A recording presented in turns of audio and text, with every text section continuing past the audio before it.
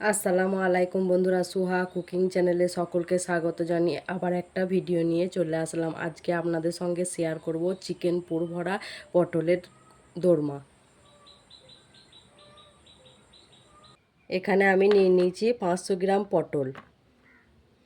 তাজা তাজা পটল দেখে ভাবলাম যে আজকে পটলের দোরমা বানানো যাক। তাহলে চলুন আমি কিভাবে পটলের দোরমা বানাই সেইটা আপনাদের সঙ্গে আজকে শেয়ার করব।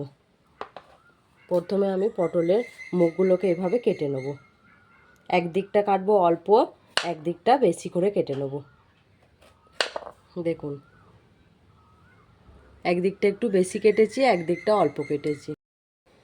দেখুন বন্ধুরা, আমার সব পটলগুলোকে কাটা হয়ে গেছে। এবারে আমি প্রত্যেকটা পটলের এই মাঝের অংশটাকে ছাড়িয়ে নেব। আমি সব ছাড়িয়ে নিয়েছি এইভাবে এইভাবে ছাড়িয়ে নিতে হবে ভিতরের অংশটাকে। তাহলে চলুন আমি সবগুলো ছাড়িয়ে নিই, তারপরে আবার আসছি। দেখুন বন্ধুরা, আমি সবগুলোকে এইভাবে ছাড়িয়ে নিয়েছি। সবগুলোকে তাহলে চলুন আমি প্রথমে পটলগুলোকে একটু হালকা করে ভেজে নিই। এখানে আমি 3 চামচ সাদা তেল ব্যবহার করেছি পটলগুলো ভাজার জন্য। তাহলে এটাকে আমি দিয়ে দিই।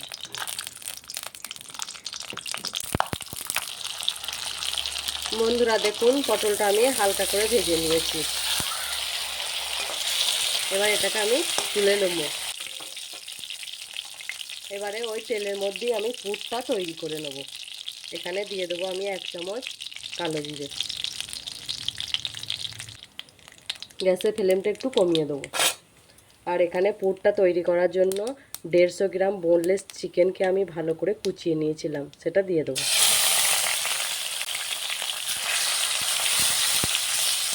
এবারে আমি এক এক করে মশলাগুলো দিয়ে নেব।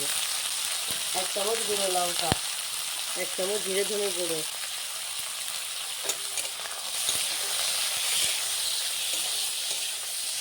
1 চামচ হলুদ গুঁড়ো, 1 চামচ আদা রসুন, পরিমাণ মতোই দিলাম আমি আদা রসুনটা। আর এর সঙ্গে এবার দিয়ে দেবো আমি পটলের যে বীজগুলো আমি ছাড়িয়ে রেখেছিলাম সেটা দিয়ে দেবো।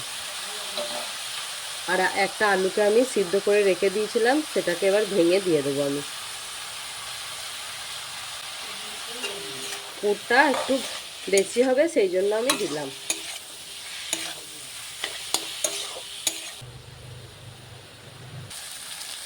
দেখেন বন্ধুরা, আমি ভালো করে মশলার সঙ্গে চিকেনটাকে ভালো করে মিশিয়ে নিয়েছি। সামান্য পরিমাণে জল দিয়ে আমি চিকেনটাকে 5 মিনিট সিদ্ধ করে নেব।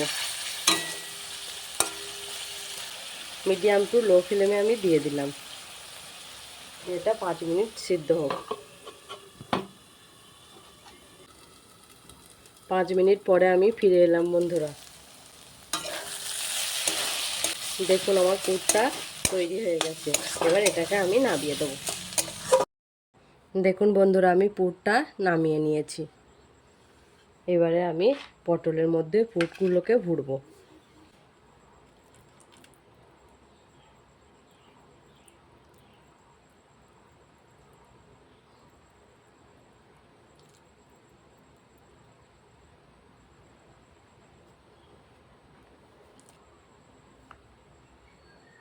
তাহলে চলুন আমি পুরগুলোকে ভরে নিই।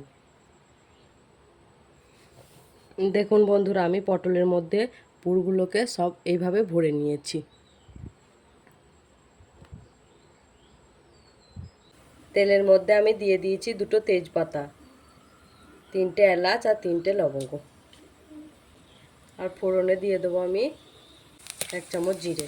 এবার আমি একটা পেঁয়াজকে বেটে রেখে দিয়েছিলাম, সেটা দিয়ে দেবো।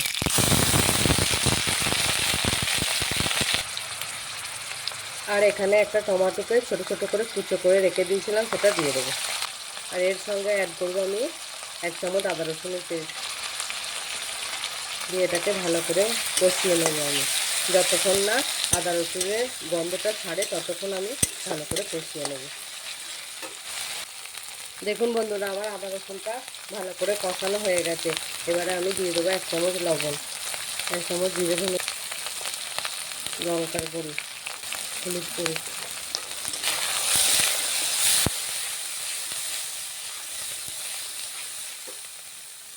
যে সামান্য পরিমাণে আমি জল দিয়ে মশলাটাকে ভালো করে কষিয়ে নেব।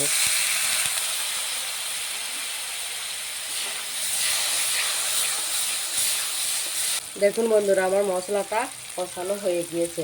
এবারে আমি দিয়ে দেবো পটলগুলো, দিয়ে এটাকেও আমি ভালো করে মশলার সঙ্গে কষিয়ে নেব। পটল অল্প অল্প জল দেবো আর কষাবো।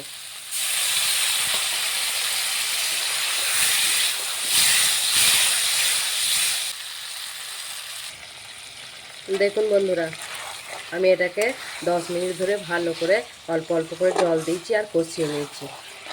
এবারে এর সঙ্গে আমি অ্যাড করব দই। এই চামচের 4 চামচ দই নিয়ে নিয়েছি। দইটাকে আমি ভালো করে ফেটিয়ে নিয়েছি, এটাকে আমি এবার দিয়ে দেবো।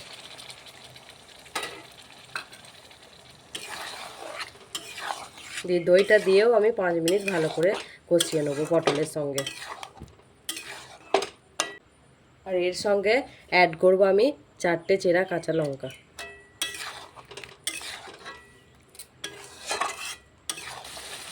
দেখুন বন্ধুরা, দইটা দিয়ে আমি 5 মিনিট ভালোভাবে কষিয়ে নিয়েছি। এবারে আমি দিয়ে দেবো জল।